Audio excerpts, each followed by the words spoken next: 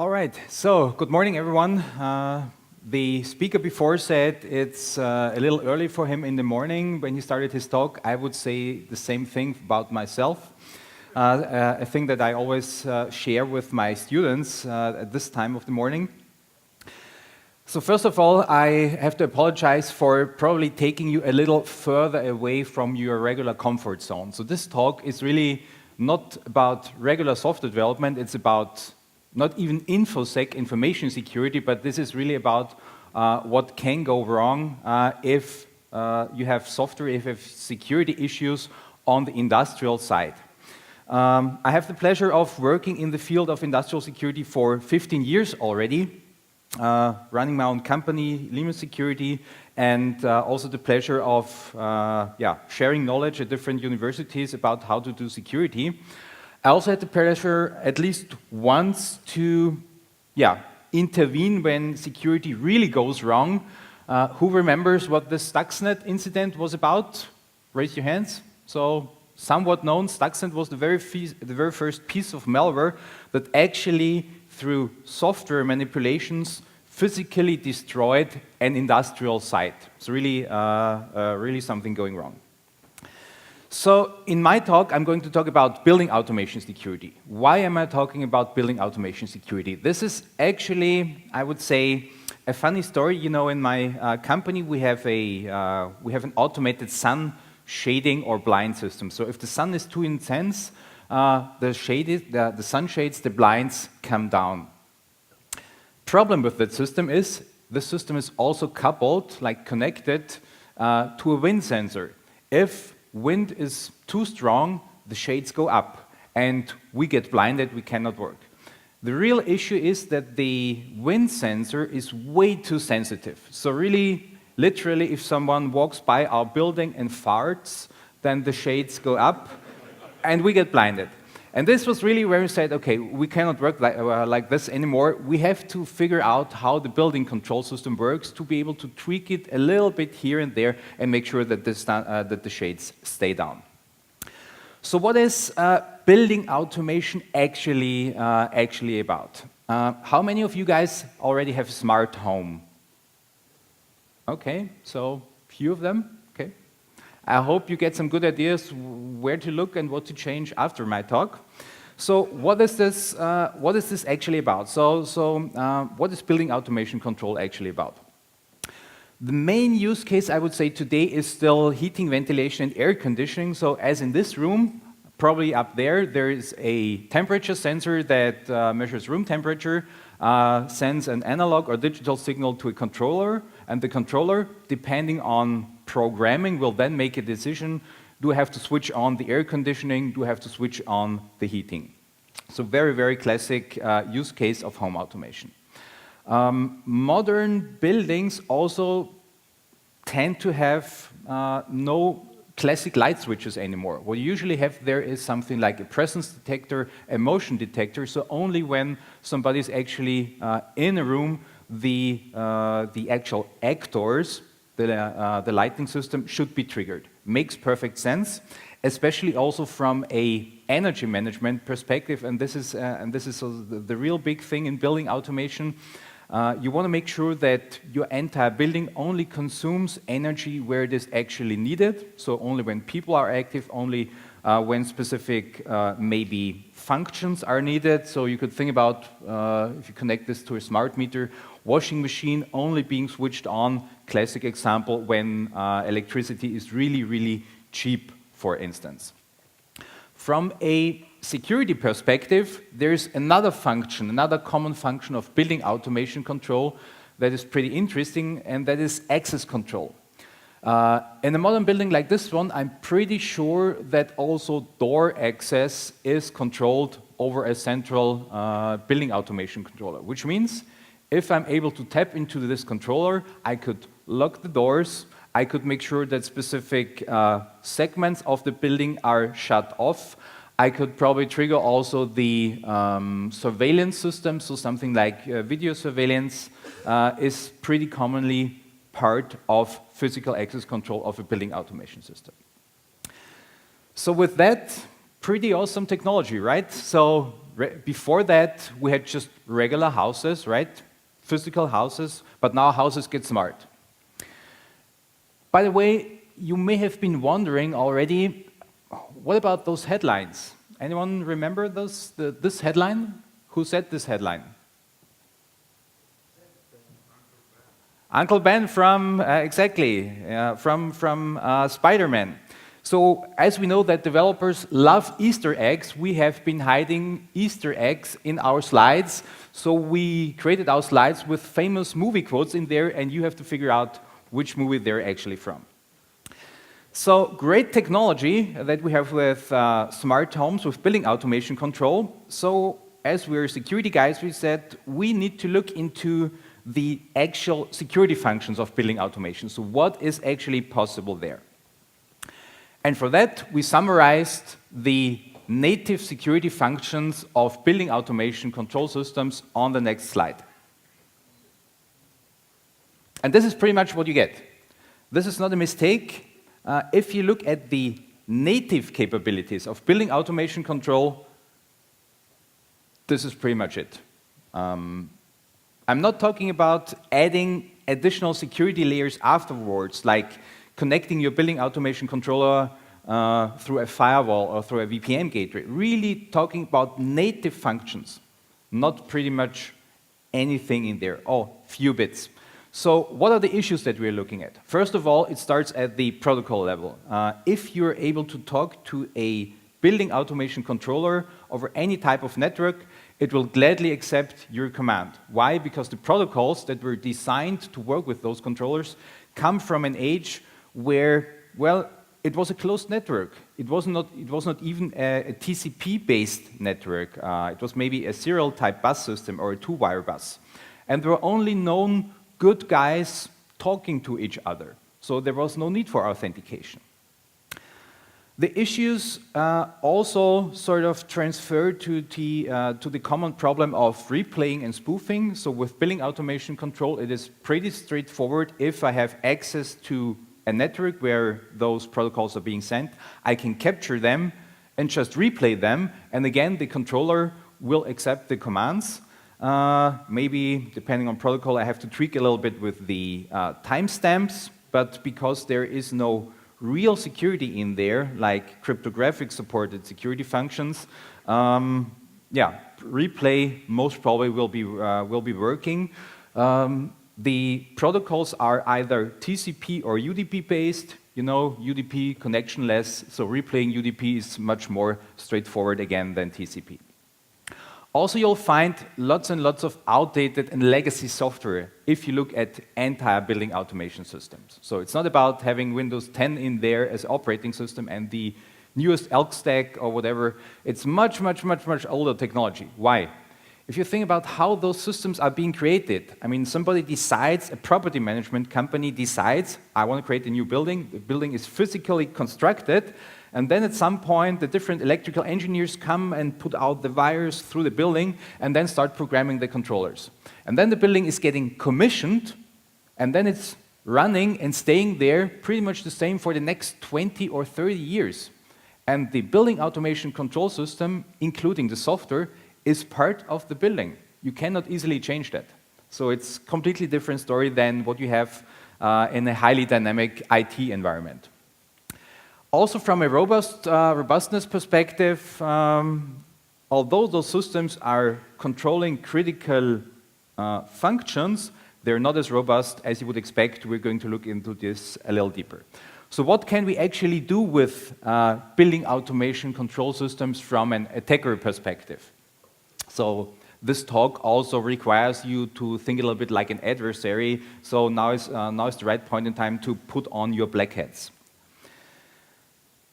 What about ransomware? Ransomware is, or ransom-based attacks are pretty common these days. They're pretty nice for the actual criminals. Why? Because instead of having to steal, I don't know, the account number and the login details of a specific victim, I have to put out a ransom request, and the victim, if I'm successfully doing my work, will voluntarily transfer the money to me anyway. So think about It's not summertime, it's wintertime, it's pretty cold out there, maybe below zero.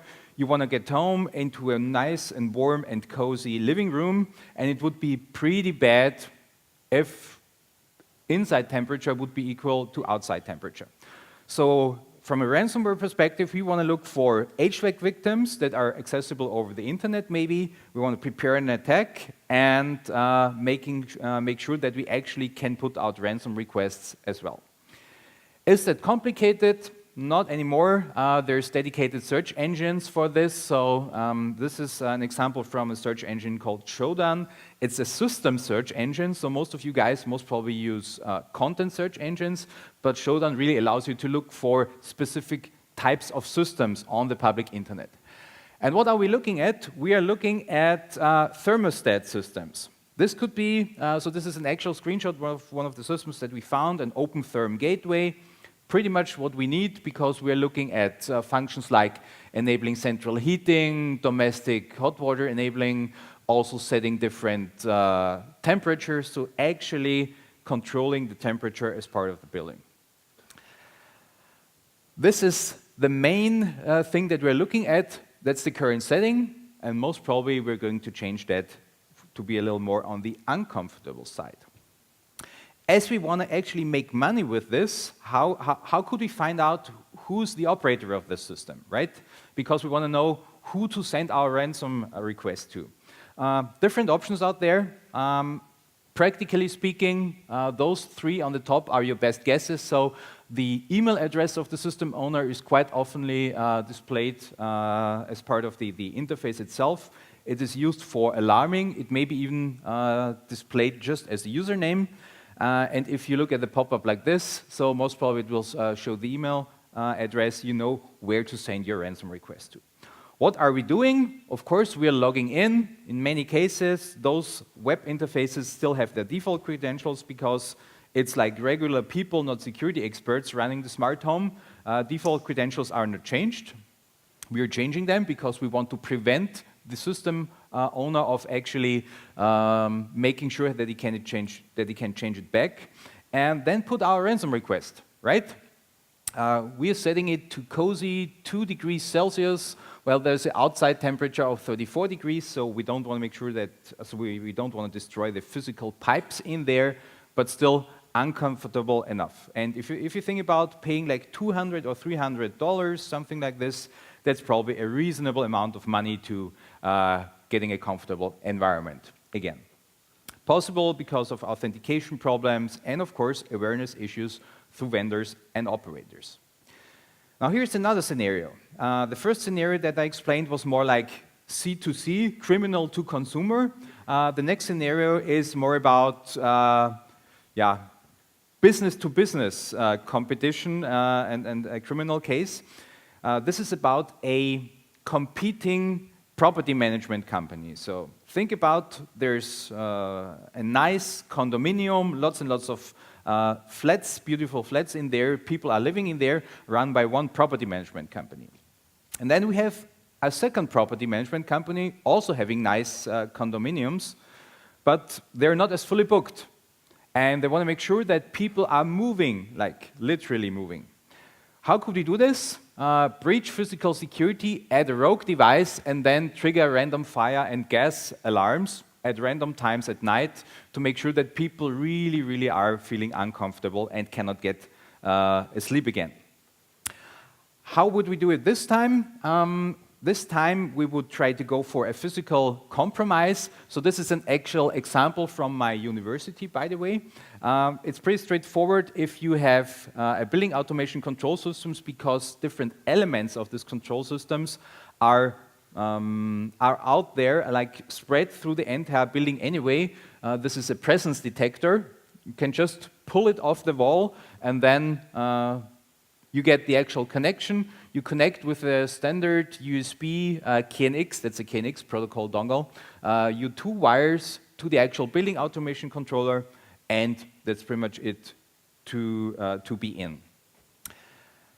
When I did some tests at my university, I stood there physically. If I would be an actual adversary, I probably would do it more elegantly, like connect this USB dongle to a Raspberry Pi, and the Raspberry Pi having maybe a battery pack and a 3G modem, so I can do it actually remotely. And what would we do? We would trigger random gas alarms, random security alarms, random fire alarms, and make sure that people really get messed up at nighttime. How is this possible from a technical perspective? Well, it's really difficult to detect new devices, new rogue devices on those control system networks because they don't have like security function or reasonable security functions built in. They don't have authentication, and they also have, let's say, a certain number of integrity problems. So, pretty interesting type of attack. So if you get interested a little bit more into how you could check the security of your own building control systems, what tools are out there, this is what we are going to look at in the next sections. Luckily enough, there is a number of projects out there that you could rely on. I would say hacking building automation systems is somewhat new, so there lots and lots of people are looking into generic industrial control system security topics, but building automation control is sort of a side element of that, although it's pretty much everywhere. The tools that you can find out there, first of all, help you with identifying, do you have a specific type of industrial control systems? Bacnet and Xnet type of devices, the two most common protocols here in Europe and in the United States. There's dedicated HVAC scanners for specific technologies out there, so that's not a joke. There's a scanner, pretty straightforward to deploy, to find Honeywell controllers or Tridium Niagara controllers.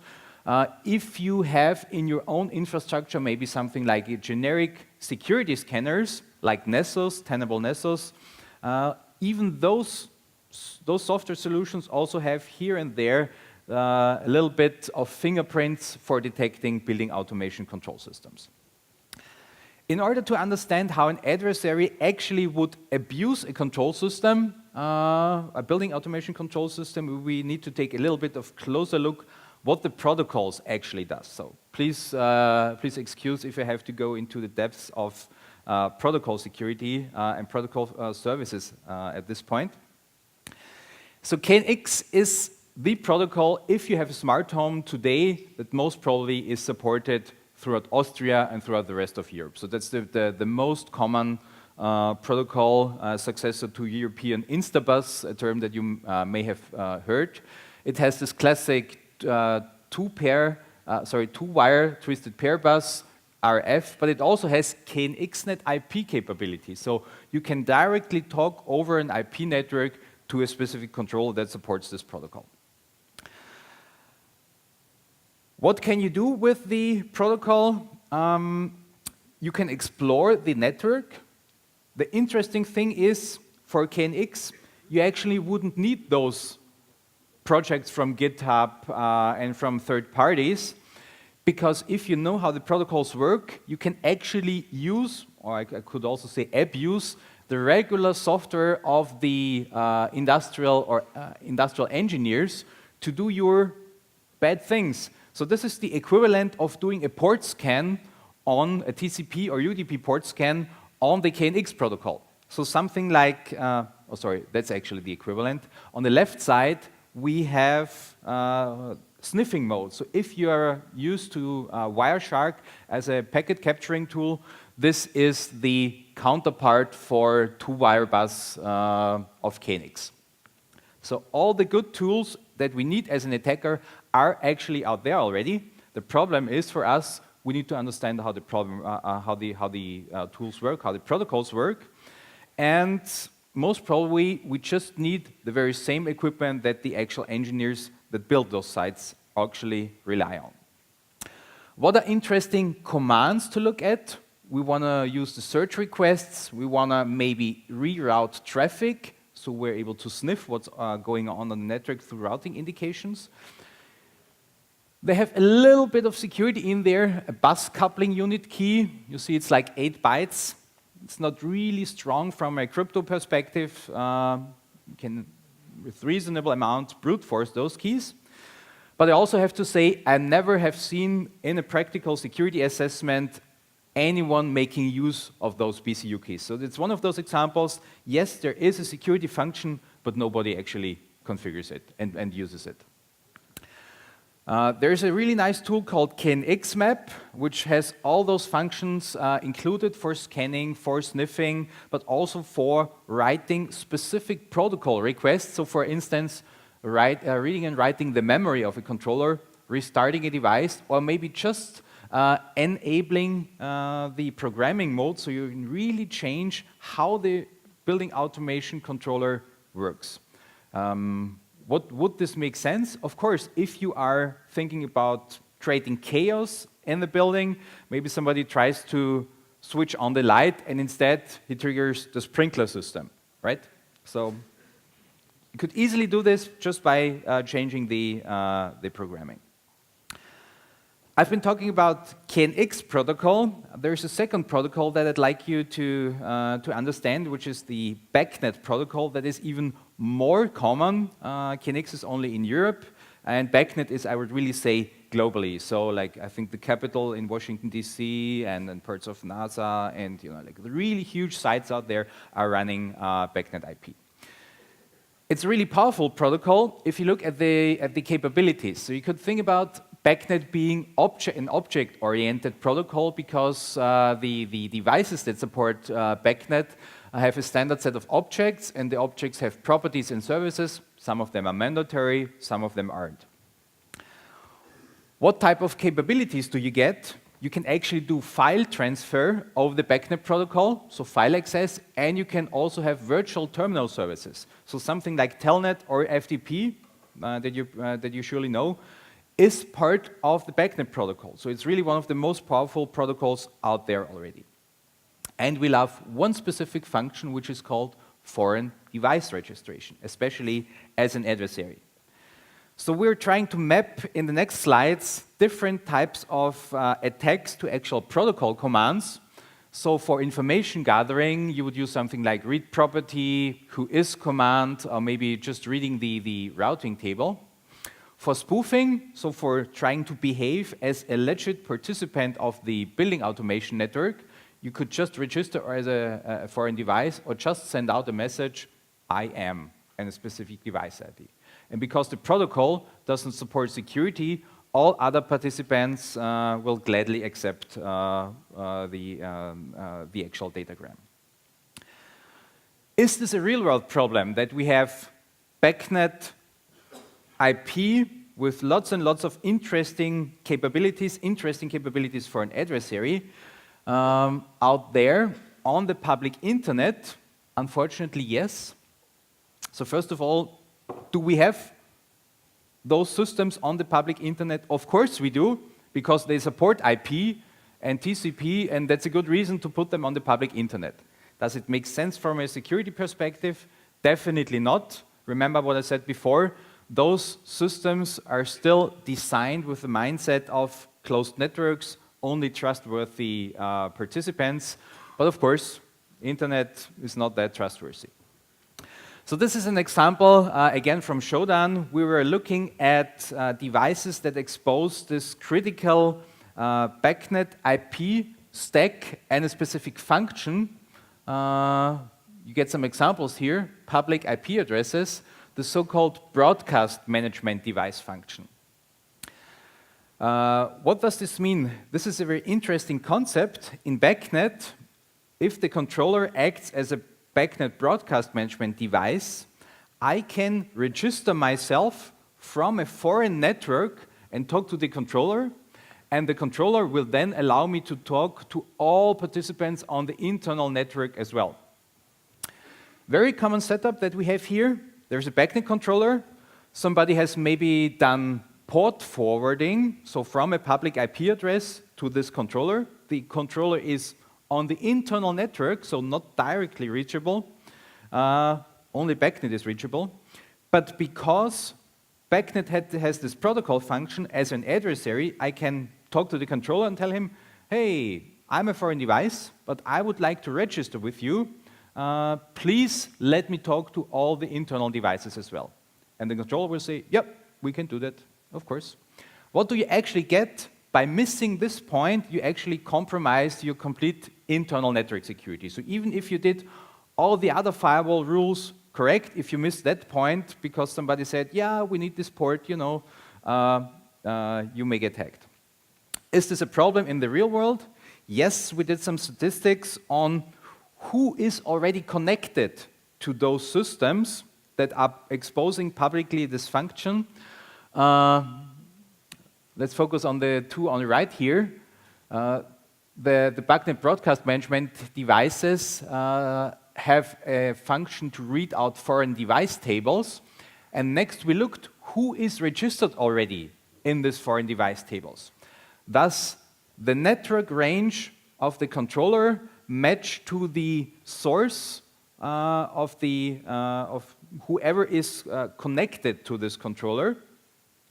And said 76% roughly, so it's a network range that is somewhat close.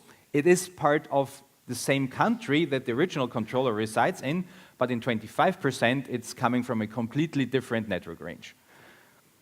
Is that a problem? Probably yes, because if you think about what could be a legitimate use case for using this function, for exposing this function, well, maybe the company that built the building, that built the site, that installed the system is doing remote maintenance over the internet.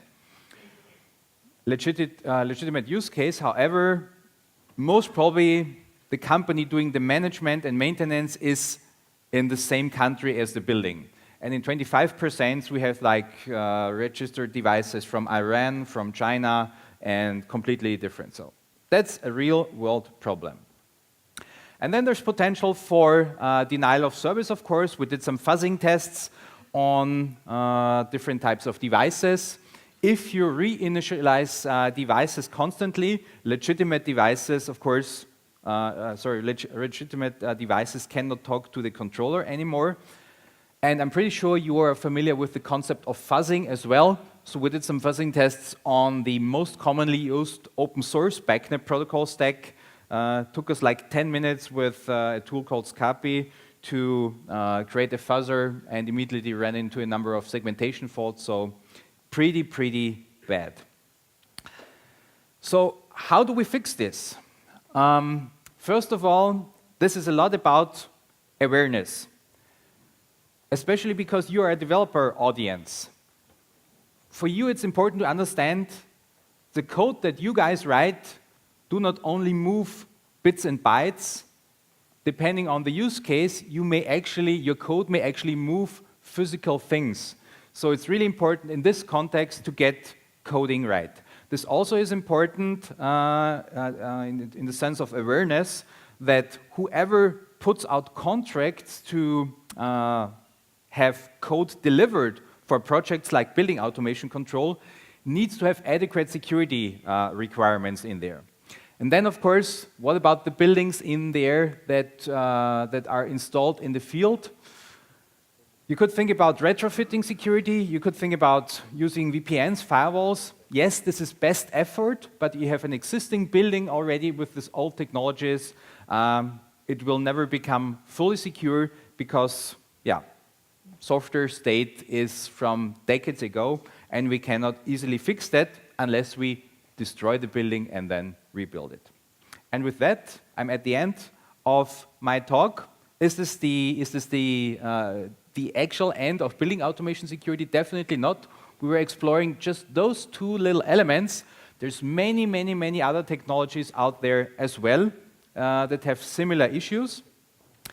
So the last thing that I just want to point out is if you start working with industrial control systems, always make sure that you understand the security work that you do in there has a real-world physical impact, and therefore it's even more important than in regular software development to get it right the first time. Thank you.